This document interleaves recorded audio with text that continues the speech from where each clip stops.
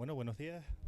Antes que nada, gracias Cristina por acompañarnos. Les presento a Cristina Sarmiento. Cristina Sarmiento es arquitecto técnico por la UL, máster en rehabilitación, organización y seguridad por la Universidad Politécnica de Canarias y graduada en Ingeniería de la Edificación por la Universidad Camilo José Cela. Funcionaria de carrera de la Comunidad Autónoma de Canarias con categoría de arquitecto técnico desde el año 1986 en la ya extinta Consejería de Cultura y Deportes. Responsable técnico de la Dirección General de Patrimonio Cultural, asumiendo la dirección de ejecución de obras de rehabilitación y restauración de bienes inmuebles e inmuebles integrantes del patrimonio histórico de la Comunidad Autónoma de Canarias. Ha sido miembro de las ponencias técnicas de patrimonio arquitectónico, patrimonio arqueológico, así como miembro del Consejo de Patrimonio Cultural de Canarias. Le paso la palabra a Cristina Sarmiento. Pues vamos a hablar concretamente de la Dirección General de Patrimonio Cultural, desde que se inició, ¿sabes? Antes justo, desde 2019 hasta ahora, con pandemia en medio. Entonces, la administración tiene edificios que son de uso público y además son bienes de interés cultural o están dentro de los conjuntos históricos. Entonces, unas veces los edificios, lo mejor que hacen es, por ejemplo, si está, por ejemplo, en este caso en Guayadeque, que vamos a hablar del centro de visitantes, pues se le cede el edificio en uso al ayuntamiento para que ellos controlen todo eso, pero claro, solo en uso. Entonces, tiene demasiados edificios y pues no tienen tanto dinerito. Eso que estábamos viendo era el Barranco de Guayadeque, que es un conjunto histórico bien, con categoría de zona arqueológica. Es la necrópolis más grande que hay yo no sé qué le ha pasado a esto. Vuelvo otra vez a empezar. Pues ahora. Hay varios conjuntos diferentes, como decía, hay una zona de necrópolis en cuevas, que es una de las mayores de Canarias. Después hay otra zona con cuevas habitacionales y también es monumento ambiental, o sea, porque tiene fauna y flora y son muchas especies endémicas. Está en el sur de la isla, este barranco, tiene casi 11 kilómetros y está entre los municipios de Agüimes e Ingenio. Pues en finales de 2019 el ayuntamiento cierra el edificio porque el técnico municipal, gracias a Dios, pues ve unas grietas en la parte superior de las cuevas de distintas profundidades. Entonces decide, al no saber lo que pasaba, pues decide cerrar el edificio por seguridad, ¿no? Por uso público. Este es un edificio que, como está al principio del barranco, todo el mundo que va hacia arriba a los restaurantes y zonas de tal, pues todo el mundo se para ahí y a la gente le gusta. Es un edificio que tiene dentro pues la forma de vivir, ¿sabes? Te enseña piezas arqueológicas encontradas en la zona, los endemismos, también te enseña costumbres que había en el momento de los canarios, ¿no? Bueno, aquí se ve la planta de las cuevas, que son estas que están aquí. ¿Se ve? Sí. Esto se comenzó a hacer en los años 80 con maestros cueveros y ahí que fueron excavando y ya en los 90 pues pusieron la fachada que vieron ustedes antes. Entonces efectivamente se hace en el año, fíjate, en enero de 2020 se hace un informe diagnóstico y se ve la cantidad de grietas y fisuras existentes, que es problemático. Y se contrata ya como no era un proyecto de ejecución, se contrata con posterioridad a una empresa de ingeniería de minas que se llama TEIDE, Desarrollo y Territorio. Se contrata el proyecto de ejecución. ¿Qué pasa? Que había habido un montón de lluvias y se pudo pensar en un momento de que a lo mejor lo que estaba encima de la montaña, que era el coluvión este que ven aquí, que es tierra que la aporta la misma agua en las escorrentías, pues no podía soportar aquí las cuevitas podían soportar este peso.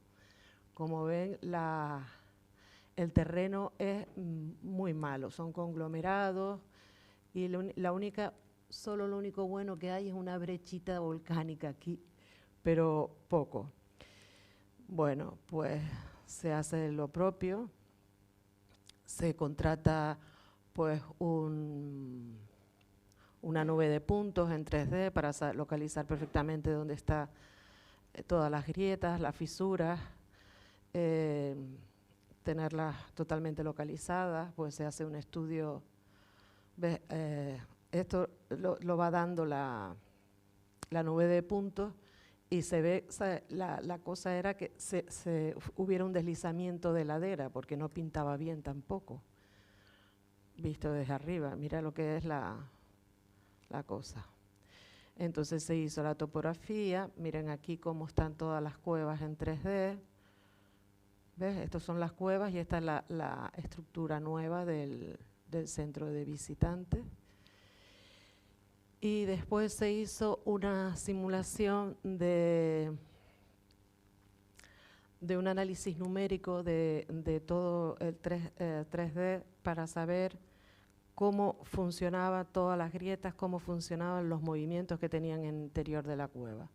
Al fin se decide de que no hay un deslizamiento de la ladera, el peso evidentemente había que reforzar toda la cueva, puesto que si se ven las circunferencias chiquititas por aquí, estas son las más frágiles. Estas 3 cuevas eran las que más grietas superiores tenían. O sea, daba un poquito de miedo entrar. Entonces, ¿qué es lo que se hace? Pues se opta por rellenar estas 3 cuevas, que esto no le gusta a nadie porque quitas espacios expositivos, ¿no? Y entonces, cuando tienes salas de exposiciones y todo este tipo de cosas, cuando empiezas a quitar su espacio expositivo es como si le estuvieras robando algo, pero no quedaba más remedio porque encima la cueva no era muy alta, no quedó más remedio que entullarla de hormigón.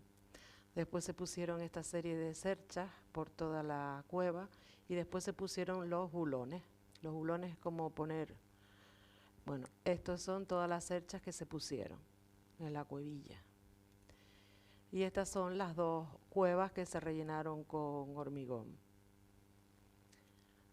Y estos son los bulones, que es lo que usan como ponerle collarines a los pilares, pero lo mismo en minería, ¿no?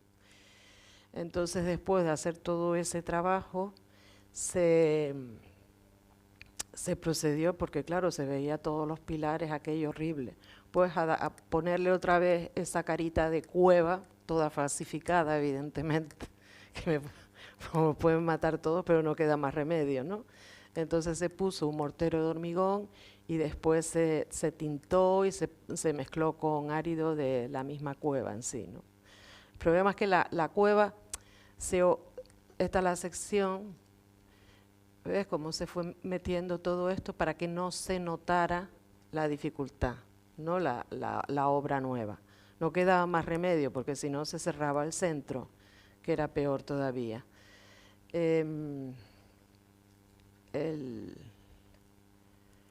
Pues aquí se ven los bulones, los bulonados que se tuvieron que hacer a lo largo de toda la cueva y todo se debió a que hicieron las cuevas los maestros en el sitio donde no se tenía que haber hecho. Se tenía que haber hecho en una zona más densa, en basalto, ¿sabes? No un terreno disgregado, era, ¿sabes?, un mal terreno para estar ahí. Pero claro, si tú le dices al ayuntamiento que va a cerrar el edificio porque no está mal, pues lo que haces es intentar por todos los medios arreglarlo, subsanar el problema y que ellos continúen con su museo. Pues tanta obra, pues esto costó solo 99.000 euros, que parece una obra de ingeniería que iba a ser mucho más cara o con un presupuesto más elevado. Aquí encima, claro, aquí no hay ni luz ni nada, ¿no? Todo con motores. ¿Ves? Aquí se ven los bulonados, la parte externa. Ven aquí cómo está la cercha, cómo se fue mimetizando poco a poco. Aquí están más bulones. Aquí fue como iba terminando, ¿sabes?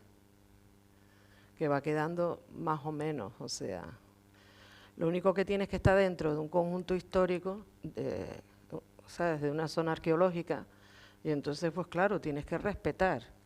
Aunque esté dentro en el interior y no se vea, pues tú tienes que respetar lo que había, poco menos. Este es el cierre de una de las cuevas.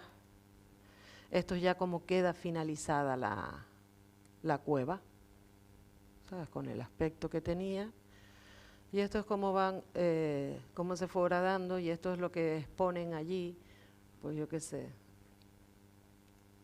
Y este es el centro, que además habla de los animalitos y de todo este tipo de cosas. La siguiente obra es que se acabó este año, en el 2021. Esto era la refinería.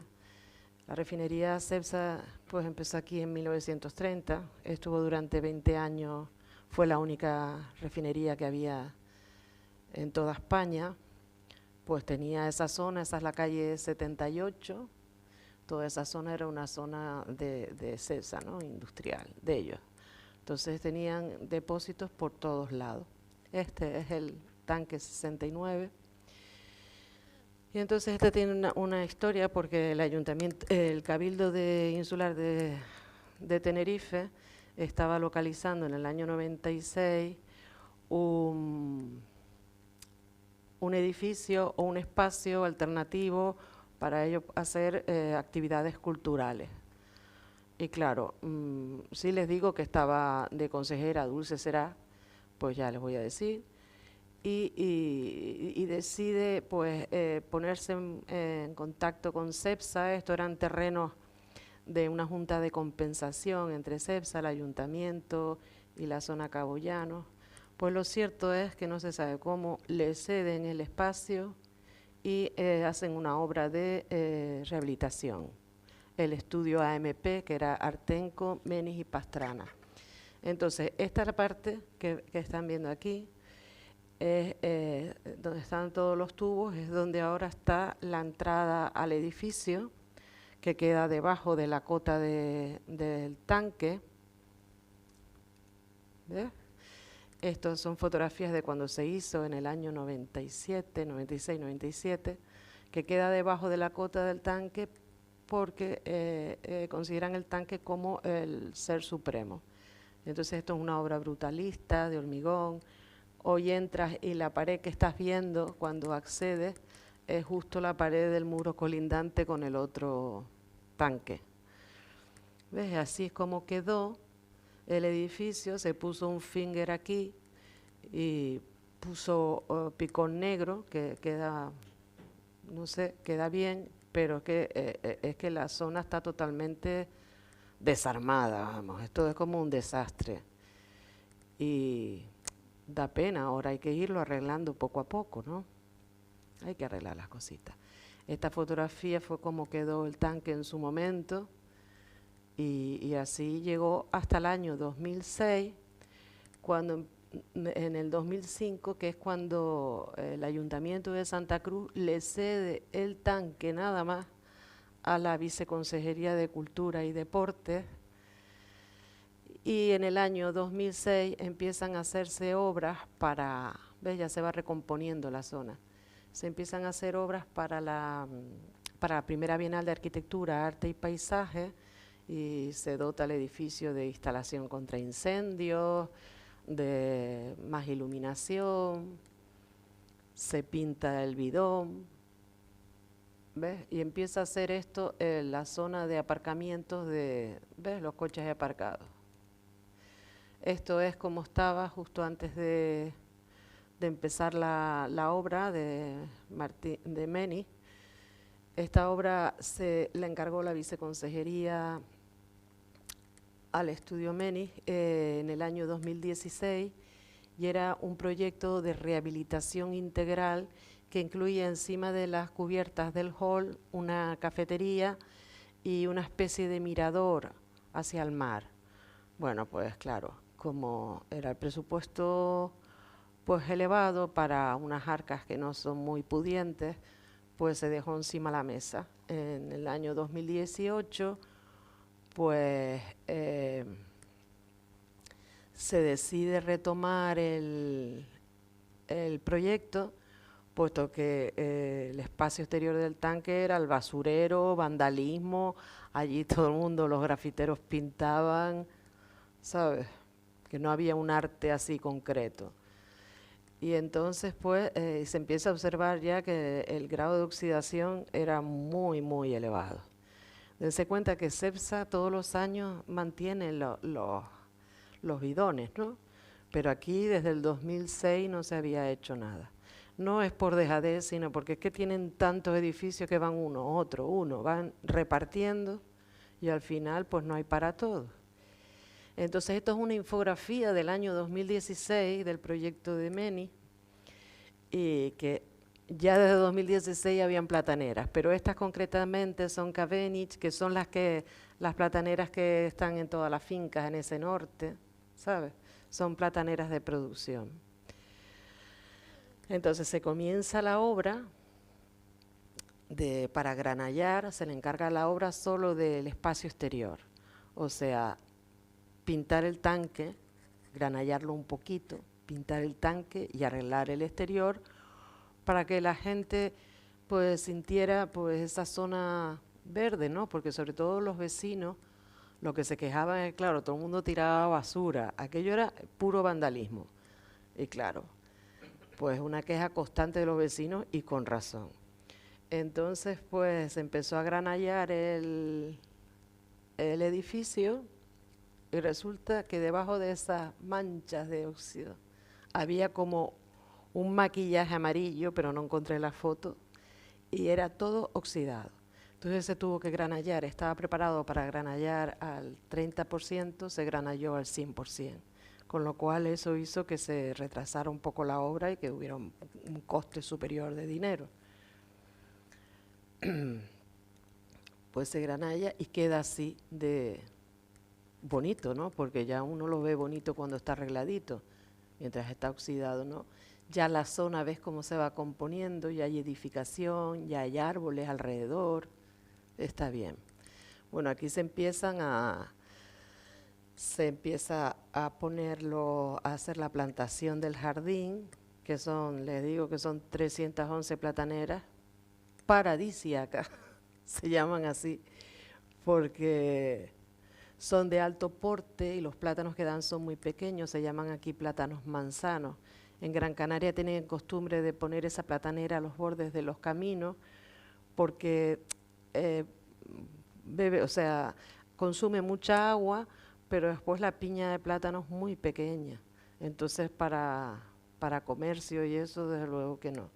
Esto es cuando se está pintando el logo del tanque, que tuvo un CECID en Barcelona, pues se tuvo que llevar a un grafitero, tal cual. Y así va tomando forma la edificación. Esto es cómo va creciendo, como verán, también se tiene que esperar porque nosotros, a toda la administración, nos están constantemente interviniendo, ¿no? Siempre está, de tu consejería vas a los servicios jurídicos, de los servicios jurídicos pasa a intervención de Hacienda, ¿sabes?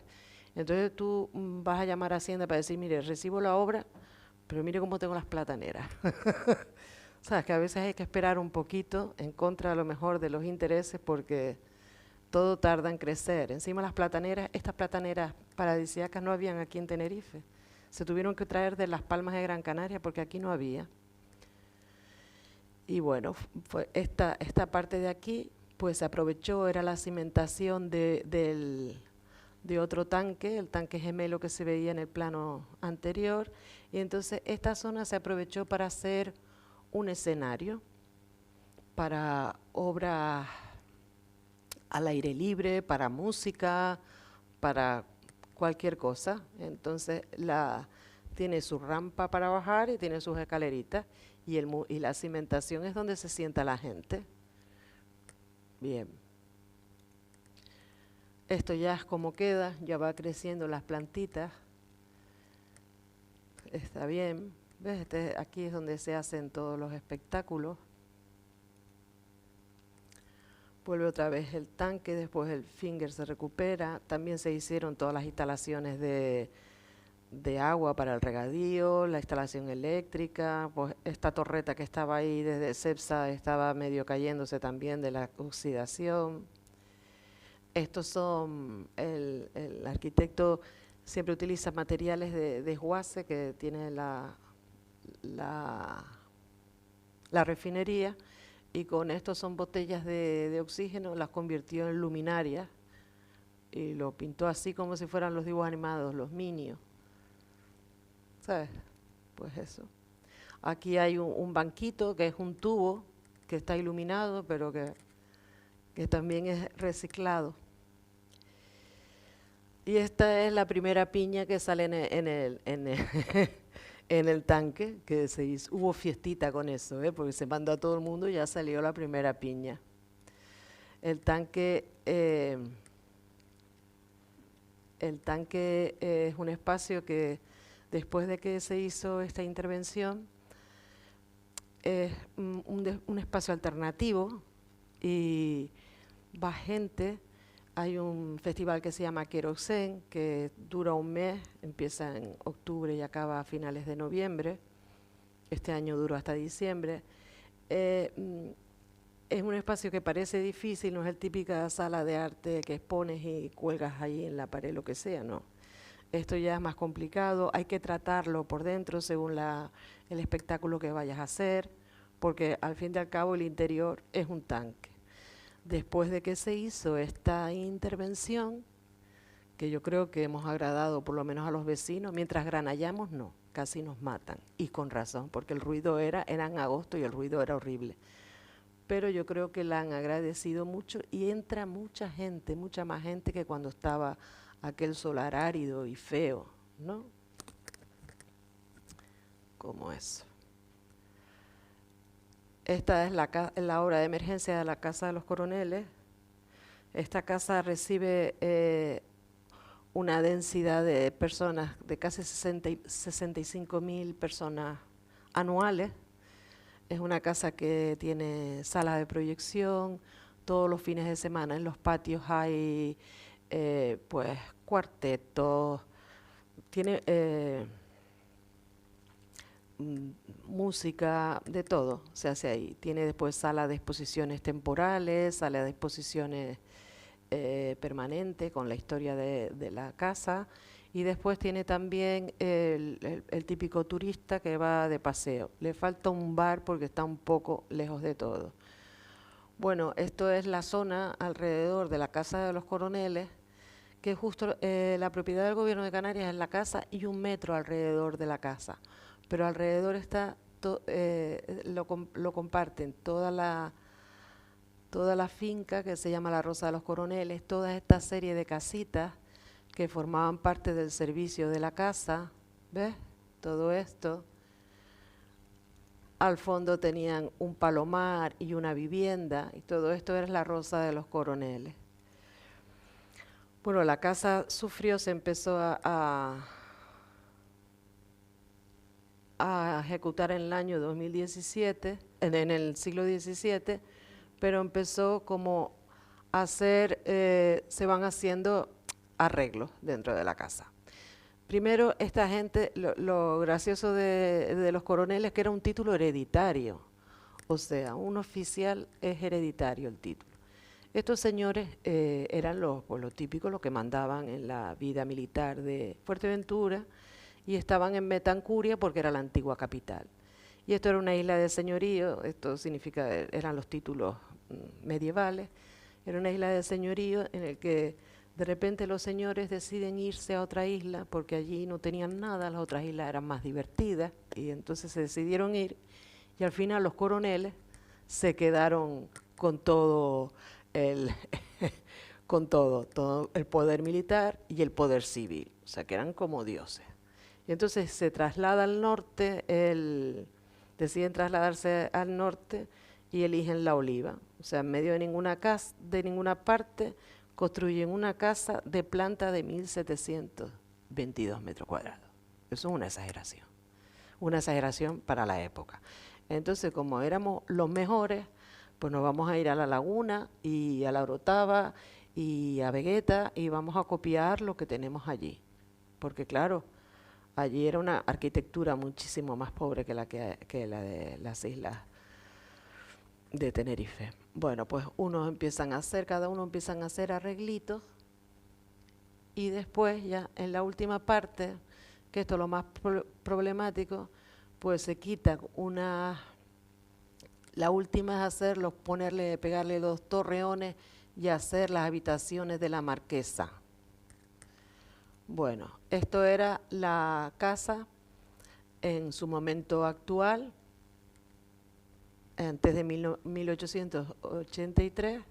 Ves que aquí se cambia, estas últimas naves se cambian por unas torres que se ven desde lejos, que desde luego dan miedo.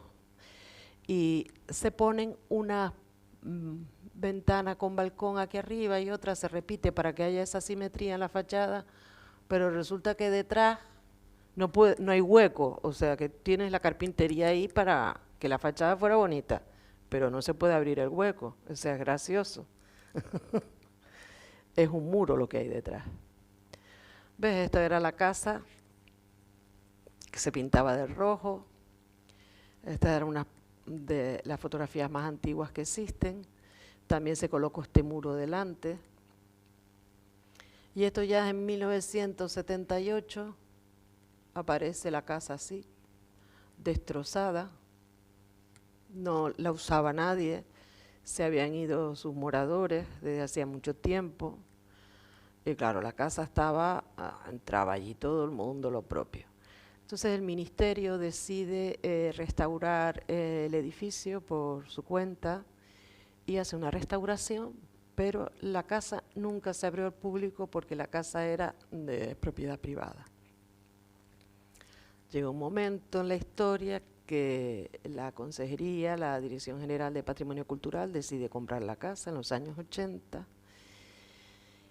y saca un concurso de arquitectura para la rehabilitación de toda la casa. El concurso de arquitectura lo gana Luis Martínez Santamaría, que es profesor de la Complutense de Madrid de arquitectura, y era también un buen proyecto. Y se comienza a edificar a finales del año 1998 o así.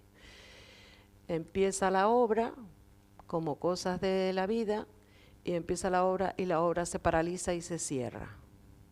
Entonces, ¿qué pasa? Que tampoco, porque esto era un símbolo en la Oliva, ¿no? Porque estos coroneles le daban de comer todo el mundo, al pueblo de allí. Entonces la gente es como que le tiene un querimiento a la casa impresionante, ¿saben? Cuando se hizo esta restauración, que fue la última en el 2006, ahora tenemos una emergencia, pues la gente se acercaba a mirar el patio, porque es que su abuelo trabajaba allí, su madre había estado cosiendo, ¿sabes? Era como el centro neurálgico de La Oliva, eso es importante. Tú sigues pasando por La Oliva y dices, pero ¿qué hace esta exageración de casa ahí metida? Porque es que no, está sobredimensionada, vamos. Pues aquí vemos la sucesión de huecos, los torreones que impactan bastante. Estas son las carpinterías, que son muy barrocas. ¿Sabes? Tienen un trabajo de carpintería impresionante.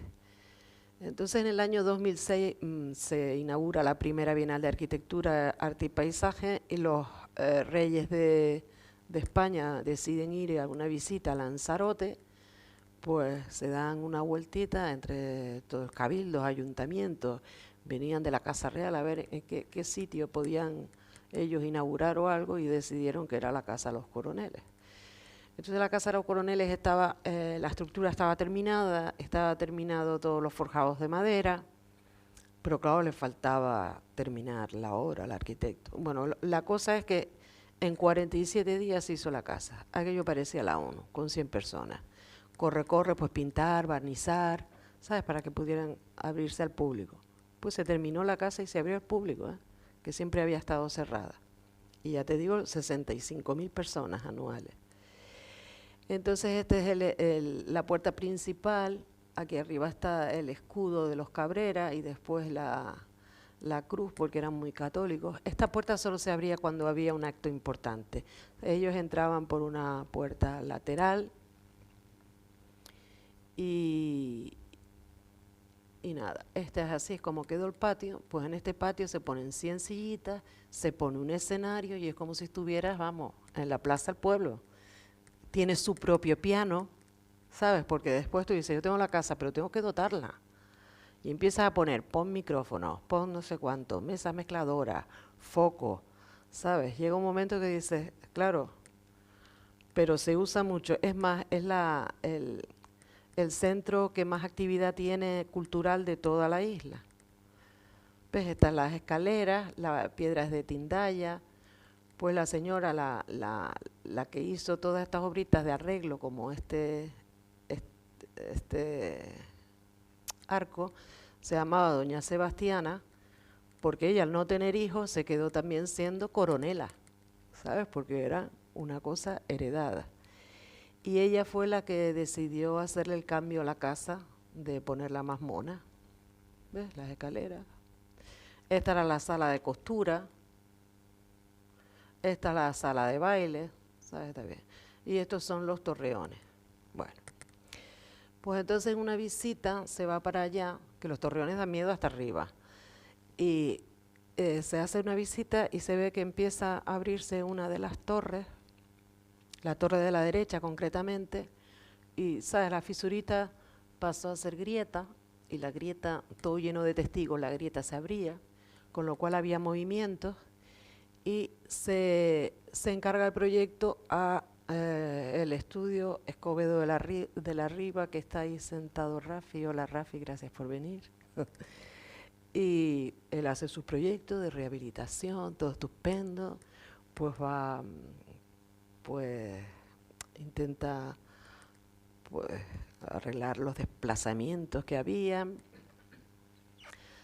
y resulta que fue en el 2020, creo que sí, que cuando se le encargó esto, y resulta, sí, quiero la fecha, me olvida, y entonces resulta que nada, entre que piden licencia de obras al ayuntamiento, se pide licencia de obras al cabildo, vuelve al ayuntamiento, allí que se va el arquitecto a la Casa de los Coroneles en el 2022 y se ve en el proceso de adjudicación de la obra, porque después el proceso de adjudicación tarda 3 meses, ¿no? Empieza entre que tarda la licencia, en que haces el proyecto, se te va el año entero.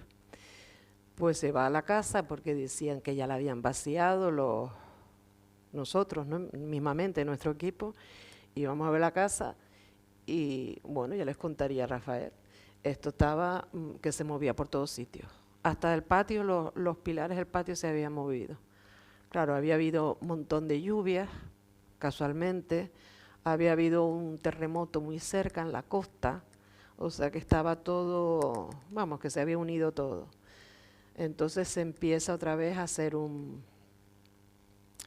levantamiento en 3D, o sea, se para la adjudicación, bueno, yo creo que ya estaba adjudicado, a la misma empresa que se presentó y que se le había dado la adjudicación, pues se le dijo si quería hacer la emergencia, dijo que sí, y entonces se empieza en abril de este año las obras de emergencia de la casa.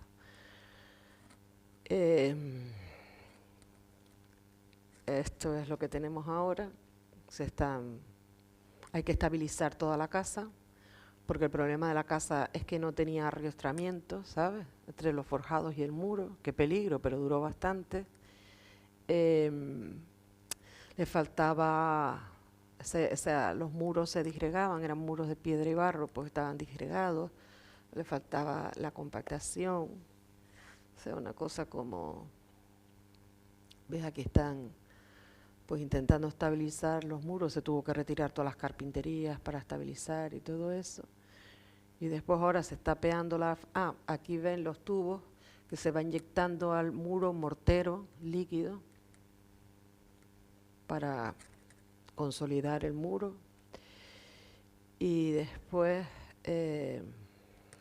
eso. Y después se está peando la fachada en este momento para poder ya poner una cimentación, ¿no? Porque hay que reforzar también. Este es otro proyecto de conservación. Todos se han hecho desde 2020 a 2022. O sea que es un periodo corto, pero que se ha hecho bastante. Este es el proyecto de conservación y mantenimiento del Palacio de Nava. Esto teníamos todos que ponernos a llorar en una esquina y decir, nosotros no estábamos aquí. Porque este edificio se compró en los años 89, se lo compraron al coronel, que era el último que vivió allí. Casualmente era coronel también. Este señor, pues no vivían. La casa en los años 50 se había partido en dos por cuestión de herencia. Entonces el gobierno de Canarias compra la casa. Quien compra siempre es patrimonio de Hacienda, ¿no? Patrimonio y contratación. Y después ellos va afectando a quien le corresponde al edificio. No suele ir mucho de compras, gracias a Dios. Entonces resulta que el edificio no pertenece a la Dirección General de Cultura, pertenece a la Consejería de Hacienda y Asuntos Europeos, y entonces se ve que allí estamos manga por hombro a ver quién coge, quién no coge, cómo se puede hacer una cosa. Lo que resulta que el edificio está cerrado y no ve ninguna chimenea, o sea que la cocina también está cerrada. Este es una fachada maravillosa, una fachada hecha de piedra. La empezó a construir en el año 1500 uno de los conquistadores, el señor Grimón. Pues, y después en el 17 pues, se le ocurrió empezar a poner más bonita la casa. Entonces la forra de piedra, cada nivel es de un estilo diferente. Es precioso. Y después está lleno de escudos, porque en cada sitio ponían sus escudos, los marqueses. Bien. Esto es una obra también que da hasta pena. La obra costó 105.000 euros, nada más. Entonces, esto es responsabilidad de todos, ¿no? Porque es un edificio muy grande, es un edificio que se tiene que hacer un proyecto integral ya. Es un edificio de Fernando Botel, que yo darle las gracias por la paciencia que ha tenido, evidentemente, porque le hemos encargado no sé cuántos proyectos que nunca se hacen, ¿sabes? Entonces, no solo le comemos la moral, sino nos la comemos todos, porque esto en La Laguna es el no va más. Bueno, hay un edificio parecido que es el Obispado, el antiguo Palacio Salazar, pero que debería estar abierto al público. Ya, pues no está abierto. Esta obra de conservación y mantenimiento fue una obra de corre-corre. Mira cómo estaban todas las carpinterías de la fachada al callejón Dan O'Daly. Se estaban cayendo, todas las maderas, los cristales, todas se estaban cayendo al suelo. Entonces, Fernando, corre, haz un proyecto que necesito, ¿sabes? Ahora las carpinterías. Es que es vergonzoso, pero es lo que hay. Y entonces se aprovechó y se impermeabilizó algunas cubiertas que otras, porque unas cubiertas las hizo el patrimonio, la Hacienda en el 2010. Pero claro, es que es enorme también este edificio. Y entra una gotita, la verdad que mira la carpintería por dentro. Esto es una carpintería, ¿esto qué es? ¿Sabes? Por fuera está muy bonito, pero por dentro está a este nivel. Entonces esto es vergonzoso, porque se hicieron, se arreglaron las carpinterías a la calle Dan O'Daly, al callejón Dan O'Daly, Dan Palay, y mira cómo se quedaron. Fíjate tú qué diferencia. Y mira la madera de tea, que agradecida es. Da hasta pena hasta tocarla. Quedó bonito, ¿verdad?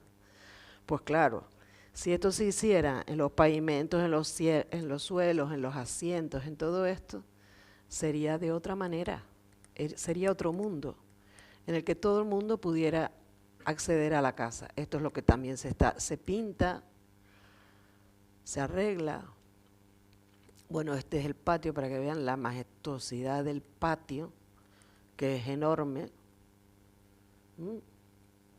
Pero mira, todos los cristales fuera, todo tal. Esto después fue una rehabilitación que hizo él en el año 2010. Pero claro, esto sin arreglarse, los cristales siguen cayéndose, sin tener ningún tipo de conservación y sin no haber nadie dentro, tiene poca vida el edificio, yo creo. Porque cada vez que entramos corriendo y así no puede hacerse. Esto es una obra también que se hizo por Fernando Botel en el año 2010, que fue la que pagó el Cabildo. Entonces, pues, está así igual. O sea, no se ha hecho nada más, ni en carpintería, en nada en absoluto. Después esto fue el vecino de al lado, resulta que estaba haciendo un B&B, una casa muy bonita que tiene el señor, y de repente empieza a cortar la enredadera y se ve que el agua de la cubierta, ¿te imaginas que pinta esta cubierta? Se metía en este canal, que el canal está en su casa. O sea, una cosa como, ¿cómo resolvemos? Entonces, pues, esta cubierta se hizo nueva, evidentemente, y se le arregló el canal de agua al vecino. Porque, bueno, ve el aspecto es que da esta vergüenza ajena. Digo, y pan de Dios que era el vecino, porque es otro y te pega un tiro, porque lleva así años, no es de ayer.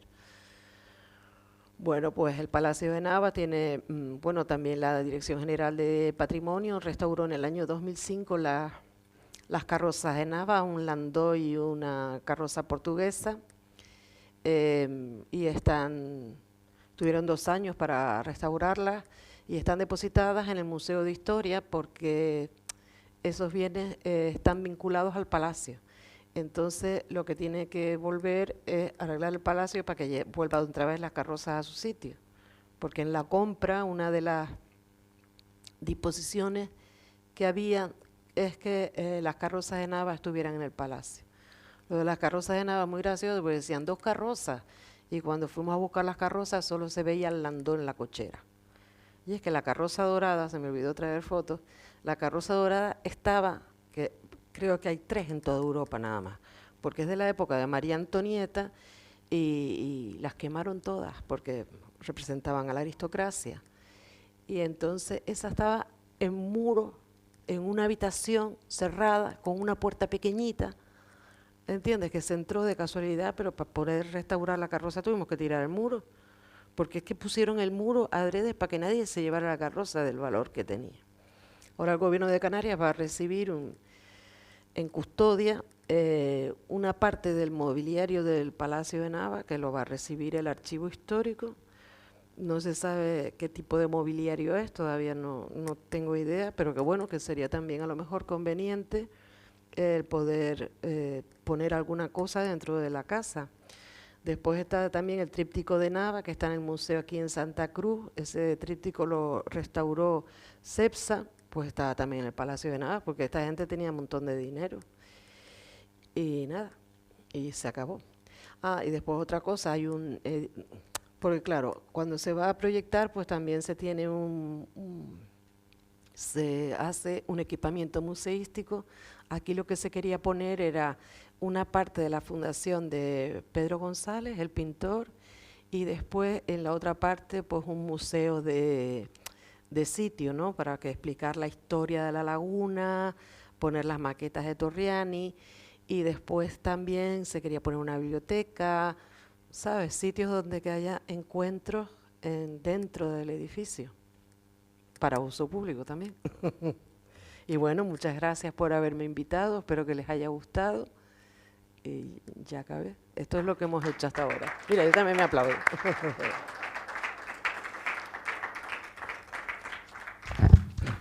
Bueno, gracias, Cristina. Ahora tenemos una pequeña pausa. Pueden tomarse algo en la entrada. No sé si alguien tiene alguna pregunta que quiera hacer. Sí, es verdad. ¿Quieren hacer alguna pregunta? De alguna parte de Canarias. ¿Dónde está el restaurante en Guayadé? Que el mejor está en el fondo del barranco. No se olviden de ir ahí. Se come estupendo y está muy bien de precio. Bueno, pues si nadie se anima, seguramente aparezcan un montón de preguntas ahora durante el café. Vale, Gracias, Cristina. muy amable.